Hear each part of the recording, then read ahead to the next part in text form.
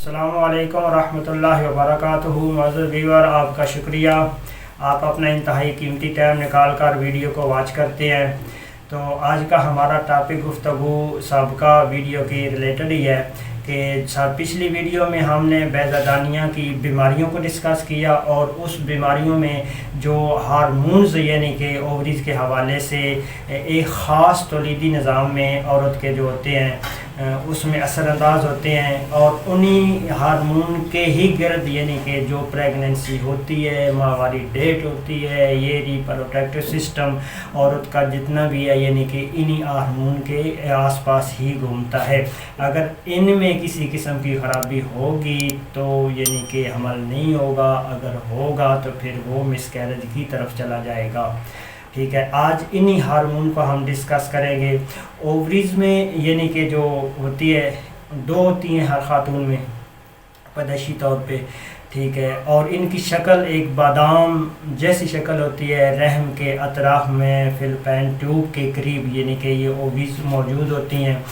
ان دونوں اووریز میں یعنی کہ ہر ماہ باری باری ایک اوم خارج ہوتا ہے، ٹھیک ہے، یعنی ایک ماہ ایک طرف سے دوسری ماہ میں دوسری اوم سے خارج ہوگا۔ یہ عورت کا اعضائے تولیدی ہوتا ہے، اس کی نشو و نما بڑھوتری میں ایسٹروجن کا اہم کردار ادا کرتا ہے۔ یہ جو ہے عورت کے بریسٹ کی نشو و نما میں اس کا اہم کردار ہوتا ہے۔ عورت کی چھاتیوں میں یعنی کہ دودھ کی پیدائش سے اس کا خاص تعلق ہوتا ہے۔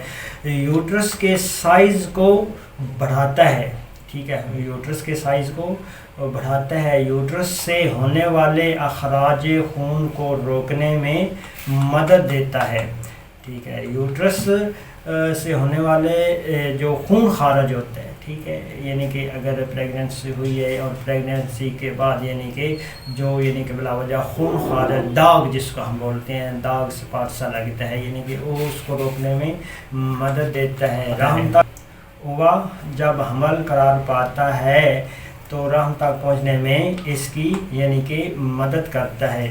ایک حیض کے بعد دوسرے حیض تک رحم کی جھلی کی مرمت میں مدد کرتا ہے۔ وجائنل ایپیتھیلیم کے بننے میں اہم کردار ادا کرتا ہے۔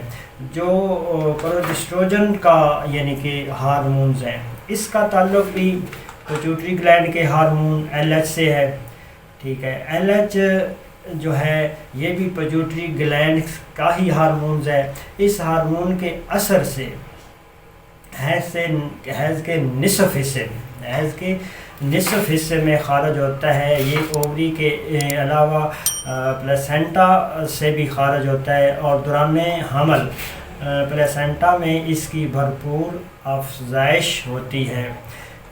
پروجسٹرون کا جو ہارمون ہے، اس کی افعال کیا ہے، ٹھیک ہے، پروجسٹرون کے جو ہارمون ہے اس کی افعال کیا ہے؟ حمل کے قرار پانے میں یہ بہت ضروری ہے، یعنی کہ اگر پریگننسی ہونی ہے، حمل ٹھہرنا ہے تو یہ بہت جو ہارمونز ہیں یہ ضروری ہے۔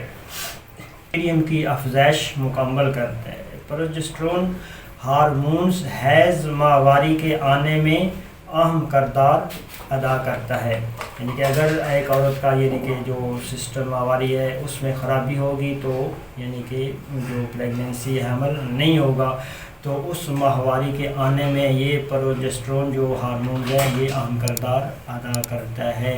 پلاسینٹا کے بننے میں پروجسٹرون حصہ لیتا ہے، اور اس کے اندر اس کی پیدائش بھی ہوتی ہے، بریسٹ کے نشو و نما میں بھی حصہ لیتا ہے۔ جب حمل قرار پا جاتا ہے تو بیضے کے بڑھنے کے عمل رک جاتا ہے، اور یہ جو پروجسٹرون کی بدولت ہوتا ہے، اگر اس کی کمی ہو یا نہ ہو تو رحم سے خون جاری ہو جاتا ہے، یعنی کہ یہ جو ہارمونز ہے یہ اتنا ضروری ہے۔ اگر یہ نہ ہو تو بلیڈنگ شروع ہو جاتی ہے خاتون کو۔ یوٹرس کو سکڑنے میں، ٹھیک ہے، یوٹرس کو سکڑنے سے بچاتا ہے، ٹھیک ہے، جو ہوتی ہے کہ بچے کی گروتھ نہیں ہو رہی، ٹھیک ہے، اس کا BP شوٹ کر گیا ہے، جس کو عام یعنی کہ لفظ کیا جاتا ہے کہ بچے کا بی پی شوٹ کر گیا. شوٹ کیا ہوتا ہے کہ جو عورت کا یوٹرس ہوتا ہے، حرام ہوتا ہے، بچہ دانی ہے، وہ سکڑ جاتی ہے. جب وہ سکڑتی ہے تو لازمی بات ہے دم گھٹتا ہے، تو پھر جو یعنی کہ ماں کے پیٹ میں بچہ ہوتا ہے اس کی ڈیتھ ہو جاتی ہے، ضائع ہو جاتا ہے. یوٹرس کے سکڑنے سے، یوٹرس کو سکڑنے سے یعنی کہ یہ ہارمونز ایسا ہے اس کو پھیلانے میں مدد فراہم کرتا ہے اور اس کو سکڑنے سے بچاتا ہے. دوران حمل اس کی وجہ سے بریسٹ سائز مزید بڑھ جاتے ہیں، حمل کی حفاظت کرتا ہے اور اسقاط حمل سے یہ ہارمونز بچاتا ہے.